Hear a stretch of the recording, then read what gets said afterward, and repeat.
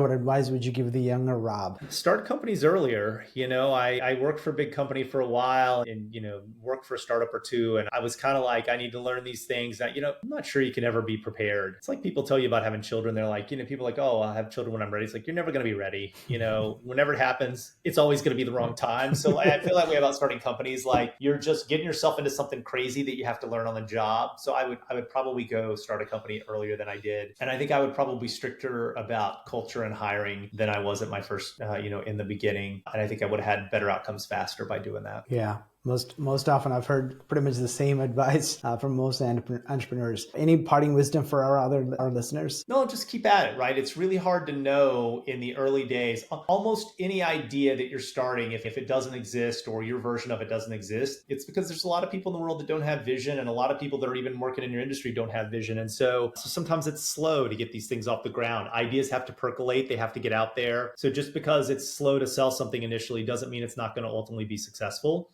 So you really have to keep at it. And unfortunately, it's really hard to know when it's not working, if it's because you just need a little more time or if it's never going to work. But, you just have to look for those little signals like, are there some customers that are excited about it? Are there some forward thinkers that see your vision and believe in your view of where the world's going? And you really have to grab onto those and, use those as the source of fuel to like get you through those moments. So yeah, try to stick with it.